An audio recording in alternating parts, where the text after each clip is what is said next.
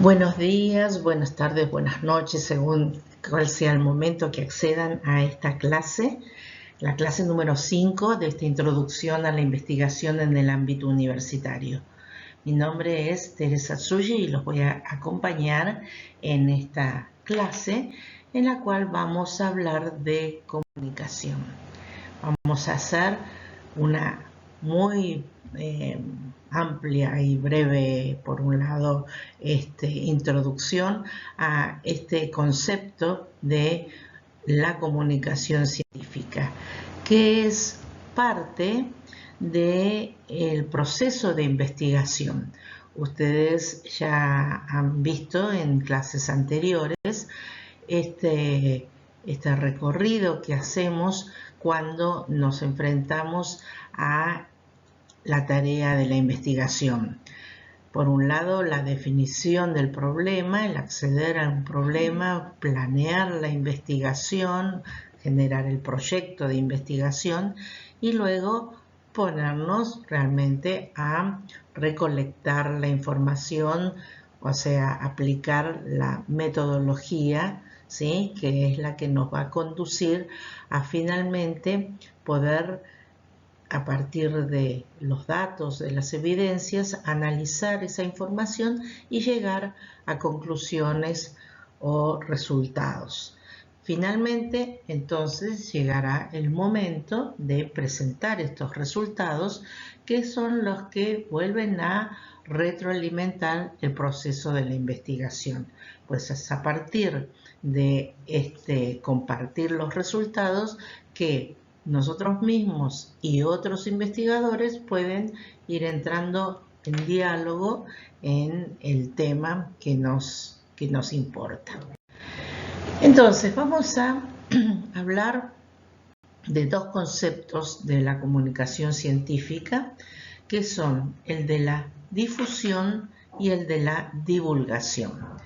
Vamos a hablar primero de lo que entendemos por difusión, que es la comunicación científica que se da dentro del ámbito académico. Para Eliseo Verón, por ejemplo, en un escrito, analizó que la comunicación científica podía darse en distintas dimensiones o entre distintas interlocutores. Y este primer campo de comunicación entre pares, o sea, entre investigadores, que se da dentro de lo que podríamos llamar el ámbito académico o educativo, es al cual nosotros vamos a llamar difusión científica. A este tipo de comunicación también puede acceder el público general, pero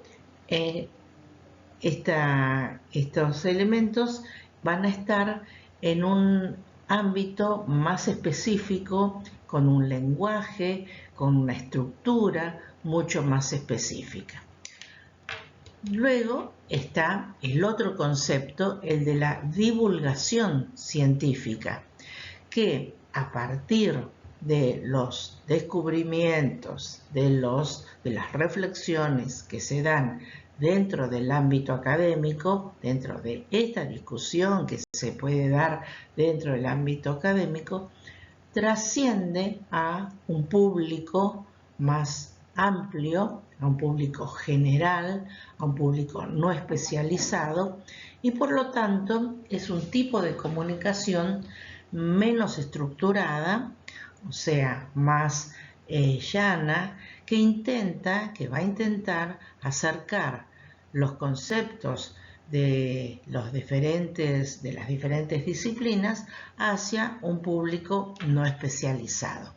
A su vez, esos elementos van a dar pie para que entre el público no especializado se pueda generar también una conversación para poder cada uno, cada grupo, cada comunidad acrecentar su conocimiento con respecto a ese tema.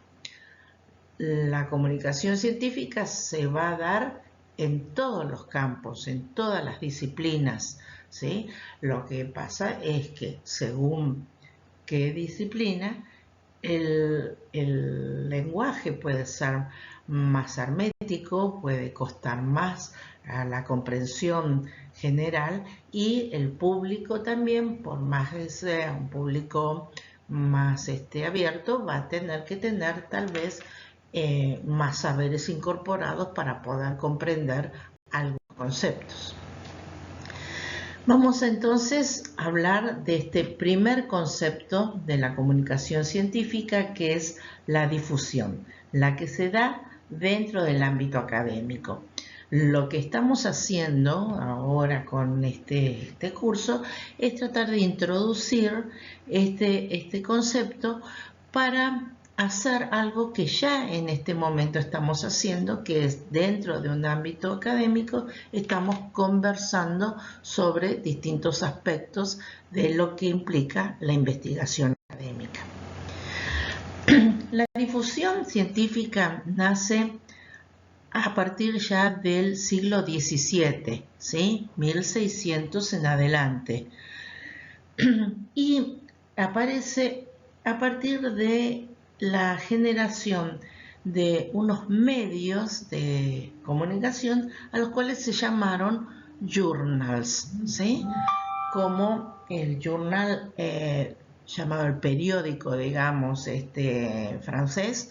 Bueno, el journal académico es un medio que recolecta que fue recolectando informes de investigaciones, de descubrimientos científicos que eran firmados, ¿sí?, por los diversos académicos de ese momento, sometidos obviamente previamente a una revisión de pares o de autoridades que daban crédito a la validez de estas informaciones. Pero justamente lo que permitía este medio era que luego otros investigadores pudieran acceder a esta información.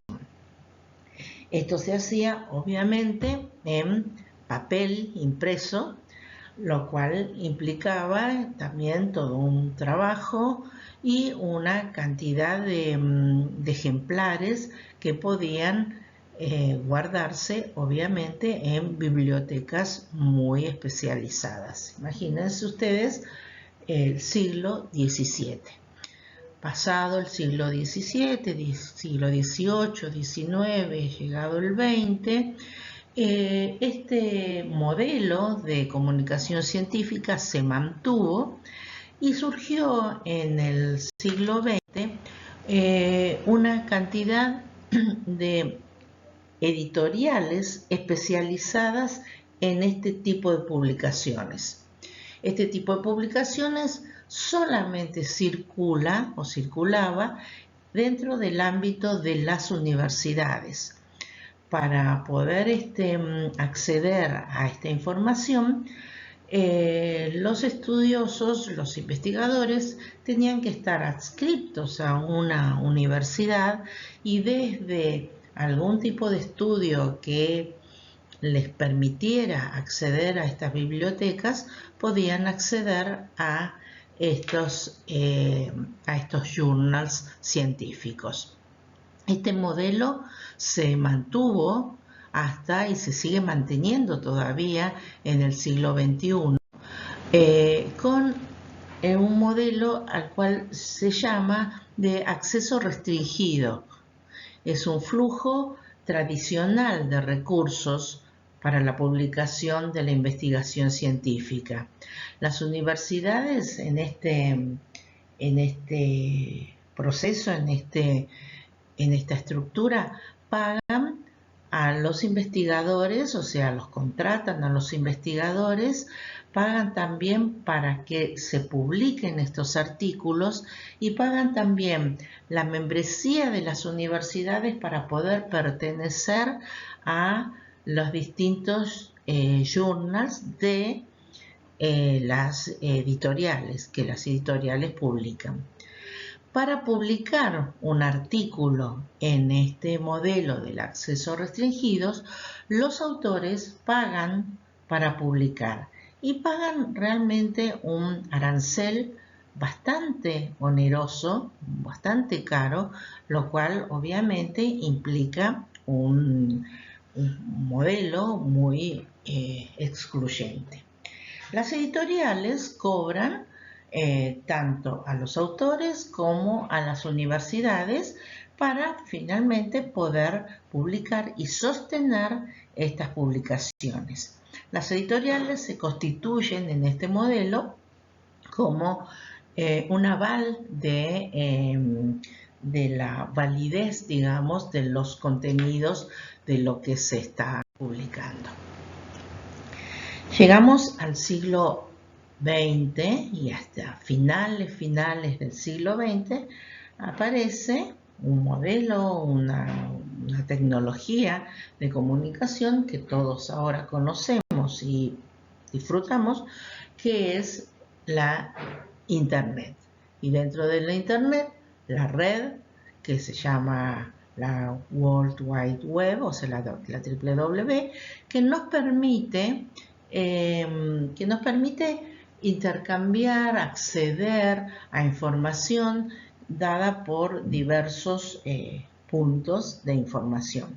En un momento, la Internet o la World Wide Web en principio era para muchos de nosotros la posibilidad de acceder a información que determinados centros brindaban de cualquier tipo. Informaciones periodísticas, informaciones institucionales, lo que fuera. Esto fue lo que se llamó el modelo tradicional, ¿sí?, de la web, en la cual muchísimos podían comunicar sus contenidos a un público muchísimo más amplio de lo que cualquier otro medio tradicional hubiera permitido anteriormente. Pero surge después, muy rápidamente, ya entrando en el siglo XXI, lo que se llamó el modelo de la web 2.0, la que permitía no solamente que desde unos centros se lograra la comunicación de contenidos, sino que también hubiera intercambio e interrelación entre los centros, entre los usuarios, y así comienza otro tipo de uso, ¿sí?, no otro tipo de web, sino otro tipo de uso que caracteriza a la web. Y emerge a partir de esta posibilidad un concepto llamado un nuevo paradigma de publicación o de comunicación científica, denominado el Open Access o acceso abierto a la ciencia.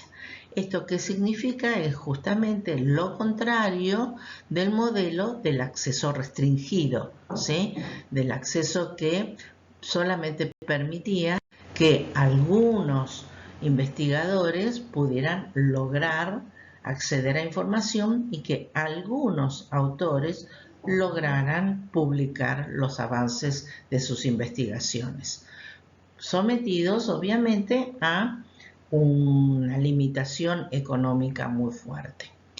El flujo del Open Access o acceso abierto de los recursos de publicación de la investigación científica sería este.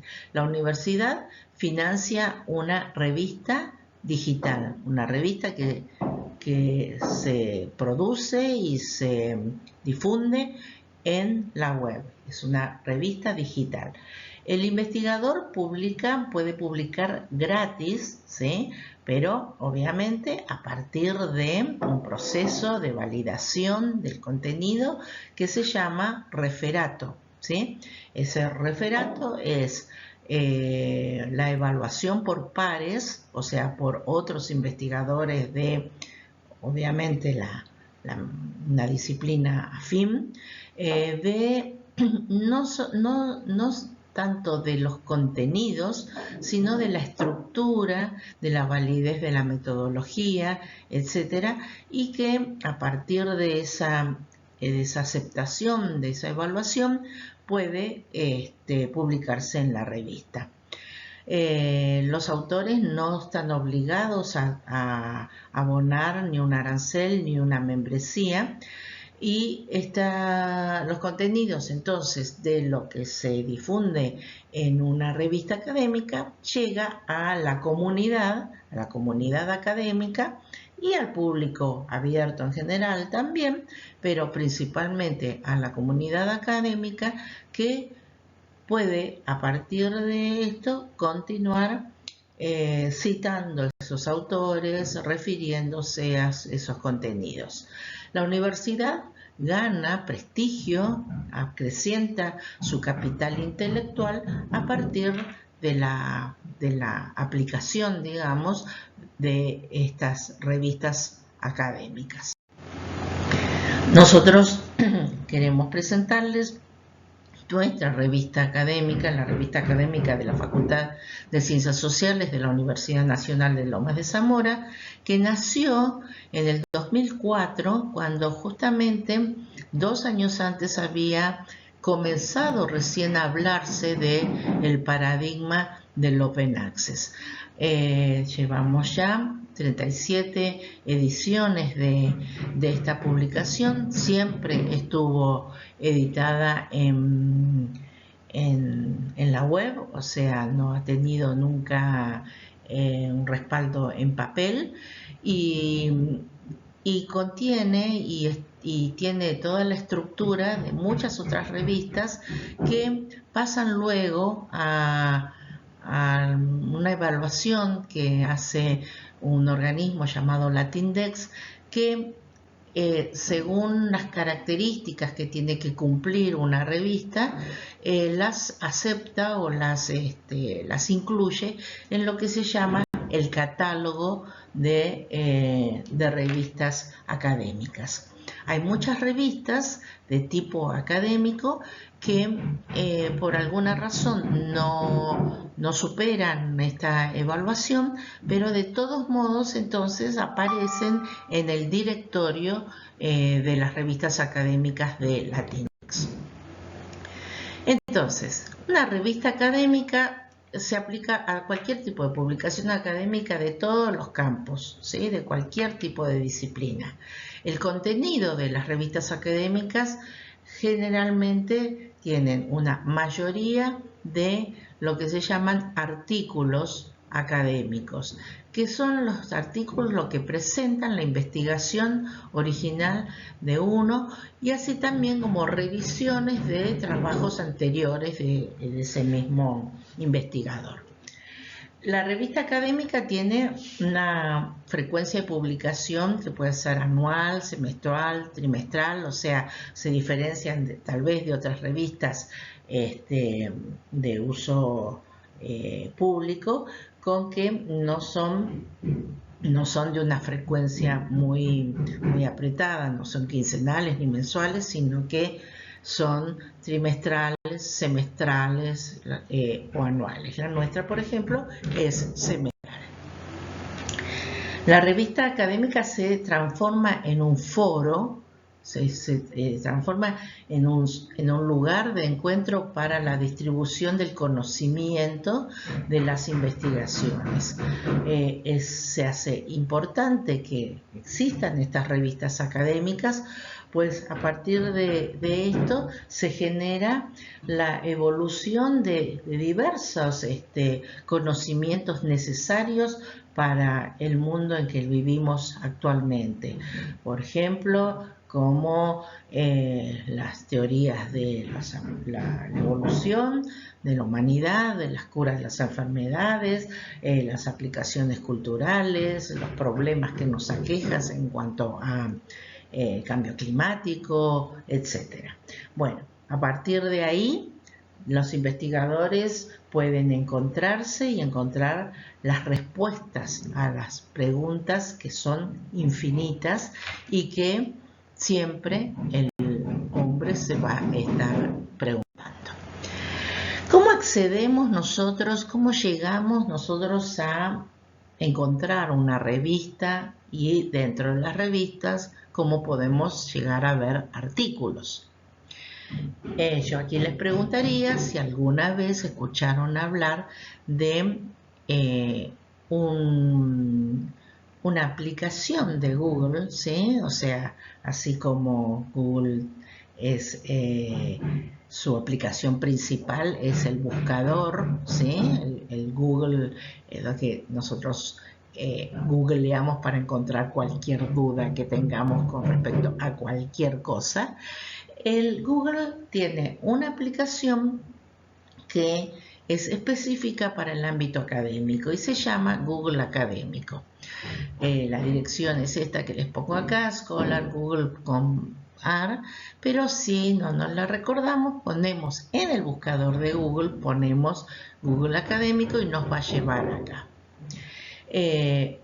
Otra forma de llegar a revistas es a partir de este sitio que es Latindex, que es un sitio de una institución alojada en la Universidad Nacional Autónoma de México, que es un directorio para toda Iberoamérica de las revistas académicas de todo tipo de disciplinas.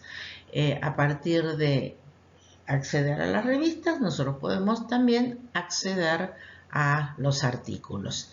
Y finalmente también está Dialnet, que es otro buscador a partir del cual nosotros podemos encontrar revistas, artículos, libros, tesis, etc. Porque no tenemos mucho tiempo, no vamos a poder mostrarles todo esto, pero apenas terminen de ver este video, yo los invito a que ingresen a estos sitios y los recorran y busquen alguna revista que les interese. Acá hay algunas otras bases de datos que también pueden consultar para poder consultar y encontrar artículos. Son Cielo, ¿sí? Que es una base de datos multidisciplinaria, Dialnet, que es el que ya comentamos, Redalyc, que es una red de revistas científicas, DOAS, que es un directorio del Open Access, esta es internacional, Biomed también es una red internacional especializada en ciencia, tecnología y medicina, y Latindex es este portal del cual les hablaba recién, que es el que a su vez valida el ingreso de una revista al catálogo, ¿sí? De Latindex. Bueno, vamos a ver los contenidos de una revista académica, cuáles son. Una revista académica va a contener elementos de género científico. Los géneros son las características que hacen que un texto tenga ciertas peculiaridades, ciertas características que los diferencian de otros, ¿sí? A eso llamamos género, ¿sí? Entonces, el género científico va a tener todas las posibilidades, todas las características de elementos que lo caracterizan y que lo diferencian, por ejemplo, de la literatura, el género, no sé, policial o de ciencia ficción o de la novela, etcétera, ¿no? Bueno, entonces, géneros científicos más tradicionales son el artículo, el ensayo, la reseña y el comentario. Vamos muy rápidamente a diferenciar estos cuatro tipos de piezas para después adentrarnos en el principal, que es el artículo. Bueno, como del artículo vamos a hablar más ampliamente después, les voy a comentar simplemente que el artículo generalmente tiene una estructura muy acordada, que es la estructura llamada IMRID. Después vamos a hablar de esto. O sea, tiene una estructura para poder generar la información de el tema, la metodología, los resultados y las conclusiones a los que se ha llegado en una investigación académica. El ensayo es un tipo de pieza también de género científico, pero que no necesariamente tenga que cumplir con esta estructura. Entonces, el ensayo tiene una estructura más abierta, puede ser una reflexión sobre un tema, puede ser una pieza que proponga un tema de investigación, que confronte dos investigaciones o dos teorías, pero no necesariamente relate una metodología por la cual se haya investigado sobre este tema, sino el ensayo es algo que el autor o los autores desarrollan más bien como una forma de proponer una problemática sobre un tema determinado. Una reseña es un trabajo de un autor en relación al trabajo de otro autor. Entonces puede ser una reseña de un libro, de un artículo, puede ser una reseña de un conjunto de piezas del mismo autor. Es algo que refiere a algo ya hecho, ¿sí? Y finalmente el comentario es también un tipo de comunicación científica más breve que un ensayo, más breve que un artículo, obviamente, y que generalmente lo que hace es abrir un diálogo en relación a tal vez un artículo, tal vez un ensayo. Todos estos tipos de piezas son las que se pueden encontrar en una revista académica. Los elementos del texto, de acuerdo a la estructura IMRD, que después vamos a ver de qué se trata, son estas preguntas, ¿sí? ¿Cuál es el problema de la investigación? ¿Cuáles son los referentes teóricos? ¿Por qué es importante la investigación? ¿Cuáles son los antecedentes? ¿Qué se hizo en la investigación? ¿Con qué procedimiento? Luego, ¿cuáles fueron sus hallazgos? ¿Cómo se aporta estos hallazgos? ¿Qué aportan estos hallazgos al campo del conocimiento? Bueno, todo esto es lo que va a aparecer en un artículo académico. La estructura IMRD es esta: introducción, métodos o materiales y métodos, resultados y discusión. En la introducción, en forma general, lo que hacemos es decir qué problema o asunto se estudió, ¿sí? Como vimos en las preguntas anteriores, también tiene que ver con qué antecedentes había, cuáles son las teorías que enmarcan esta investigación, etc. Luego, en los métodos, tendremos que presentar cómo se estudió este problema, o sea, qué metodología se aplicó para poder estudiar este problema.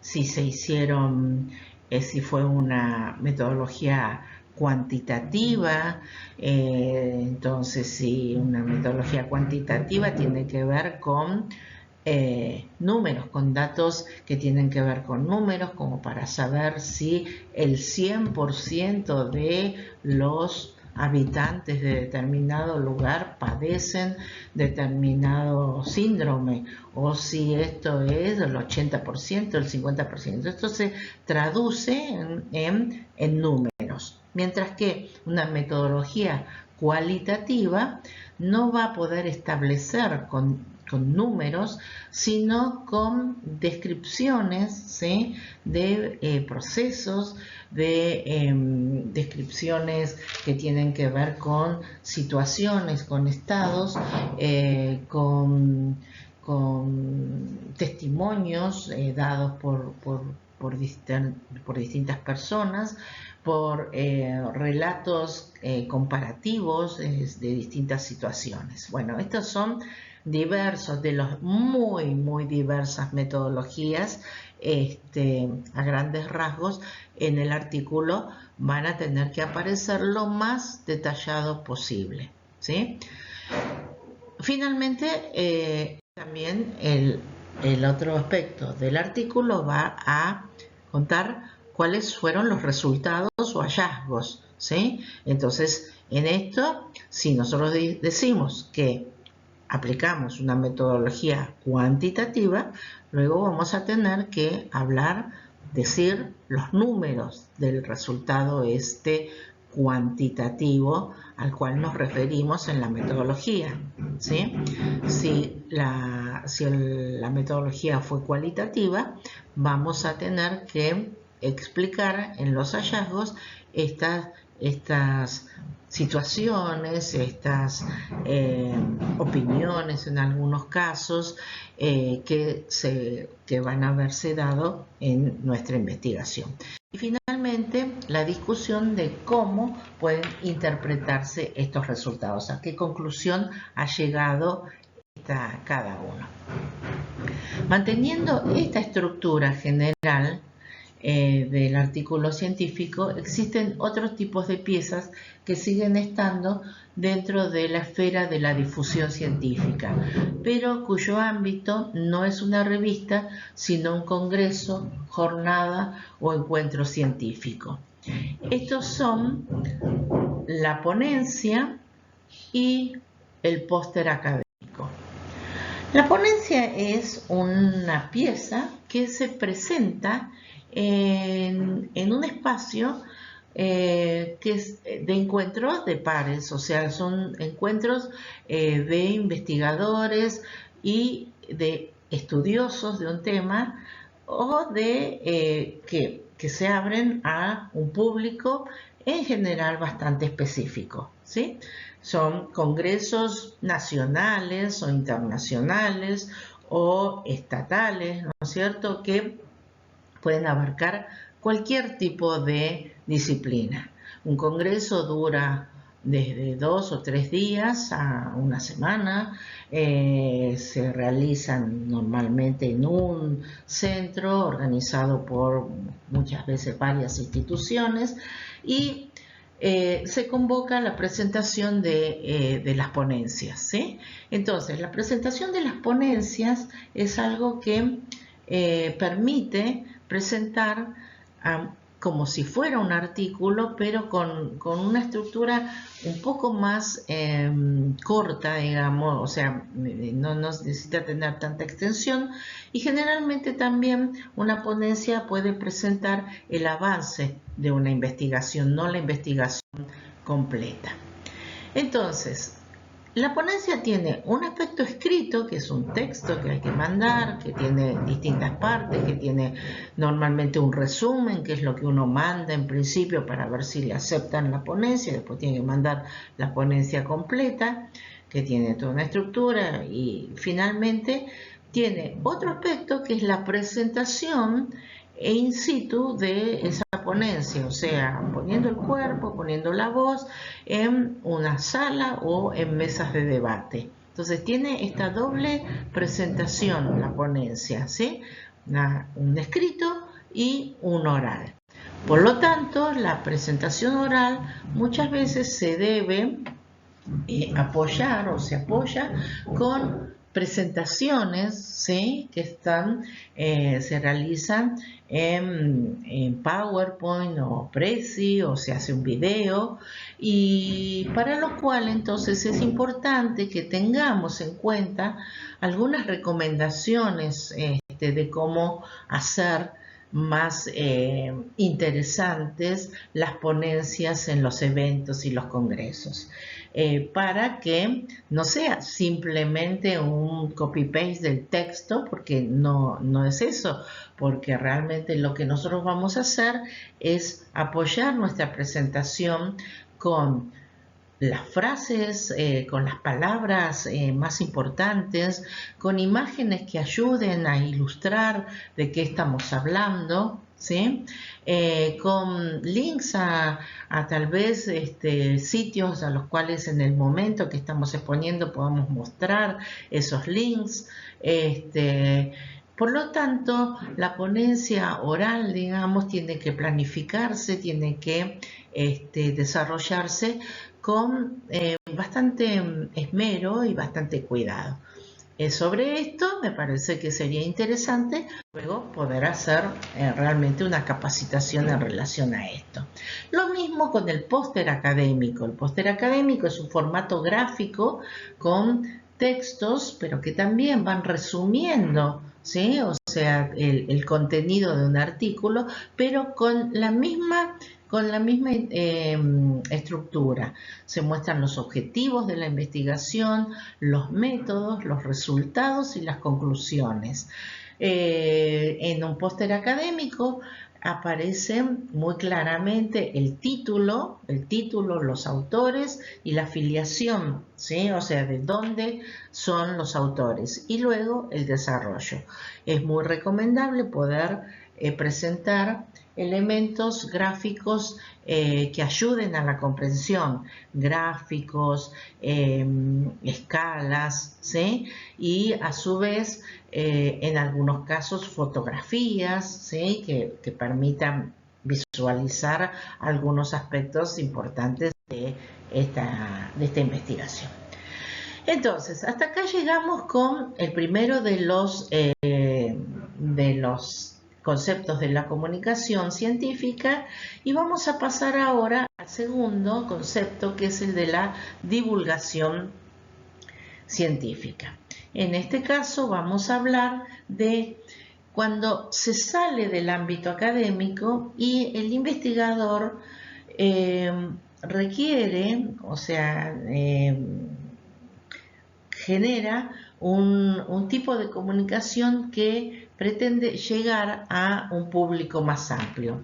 No siempre esta divulgación la realizan los propios investigadores, sino que muchas veces son comunicadores especializados en la divulgación científica, o sea, lo que podríamos llamar periodistas científicos, que realizan este trabajo de divulgación, accediendo en muchos casos a los investigadores que mediante una entrevista o mediante un trabajo, digamos, de ellos mismos realizando un video o lo que fuera, permiten que sus conocimientos o los resultados de sus investigaciones lleguen a un público más amplio. La divulgación científica es algo que los investigadores tienen que tener presentes, de que es un compromiso también que llegue esa información a un público no especializado. Sabiendo entonces que un artículo de divulgación es un texto que va a abrir el ámbito de la ciencia de una manera más sencilla, más llana, para que se llegue a ampliar el conocimiento científico. La divulgación científica puede realizarse a través de la televisión, la radio, o sea, a través de los medios tradicionales, ¿sí?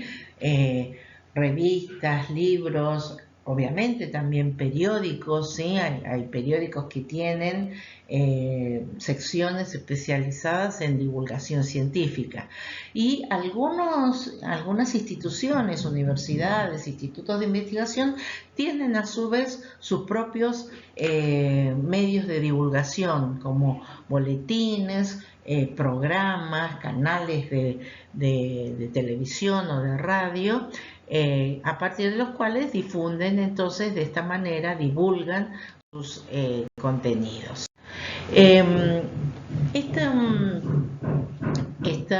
Estos medios tradicionales que podemos ver arriba reflejados en estas imágenes se contraponen con también los nuevos medios que aparecen en la web, ¿sí?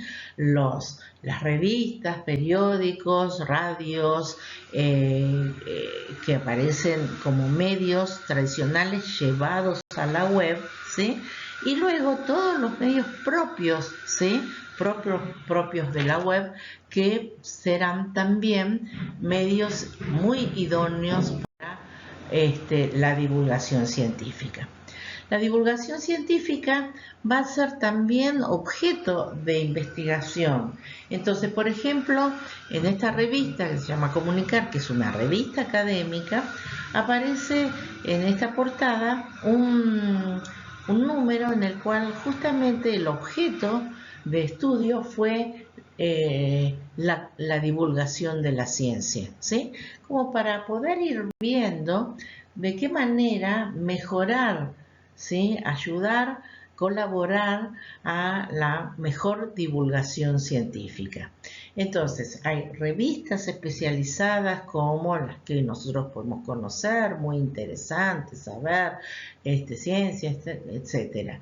Hay artículos que van a aparecer en esas revistas y también van a aparecer videos en YouTube, ya tal vez en forma autónoma, digamos, sueltos o perteneciendo a como colecciones, digamos, o canales de YouTube que se especializan en en este tipo de contenidos.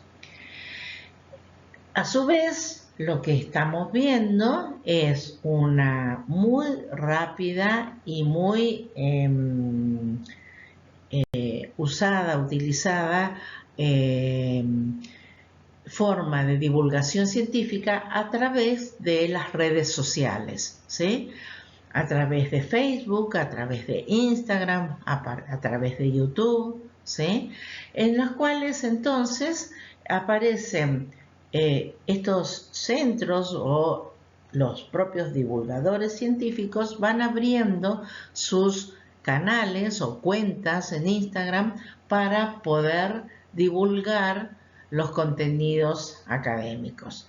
De la misma manera, en YouTube también vamos a encontrar muchísimo material con respecto a esto, lo cual hace que haya muchísimo público no especializado que llega a este conocimiento a partir de estos medios.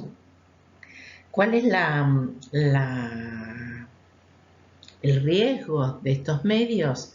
El mismo que cualquier otro medio tradicional abierto que se publicaba antes de la aparición de estos medios, la validez de la información, ¿sí? O sea, en el concepto de difusión científica, el conocimiento está avalado por estar presentado dentro de un esquema de una revista académica que está avalada por una institución o una universidad. Los contenidos que se divulgan a través de los medios tradicionales o de los medios nuevos, como lo son Instagram o Facebook o YouTube o lo que sea, no necesariamente tienen un respaldo que los valide. Por lo tanto, ya queda a merced del público contrastar estos contenidos o ir viendo realmente a partir de qué investigaciones respaldadas se basan estos contenidos. Por lo tanto, hay en la comunicación científica, tanto para la difusión como para la divulgación, enormes oportunidades que día a día se van abriendo. Solamente viendo a partir del siglo XXI y a partir del paradigma del Open Access, la enorme, incomparable en relación a cualquier otro momento de la humanidad, la enorme posibilidad de acceder al conocimiento, ¿sí?, sin estar atado a una condición de circulación, como era el libro impreso, a una condición económica, que era el acceso restringido a los científicos, abre esta posibilidad, esta enorme oportunidad, abre a todo el ámbito educativo un desafío para realmente abrir ese conocimiento, compartir este conocimiento para que cada vez más, desde cualquier orden del conocimiento, se pueda acrecentar el mismo. Y a su vez, tal vez estas oportunidades, tal vez esta posibilidad tan abierta, tan flexible de generar comunicación, nos alerta sobre los riesgos de acceder a información falsa, a conocimiento desvirtuado, a elementos que confunden, a elementos que más que ampliar el conocimiento lo estén obturando de alguna manera. Entonces, frente a esta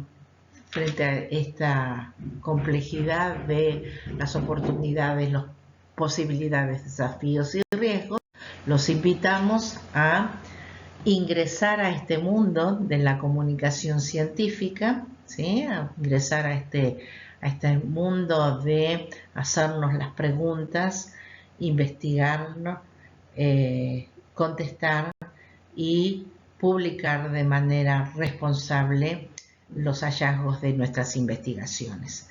Quedamos entonces a disposición para cualquier duda, para cualquier colaboración que podamos hacer en este orden, y nos veremos en cualquier otro momento.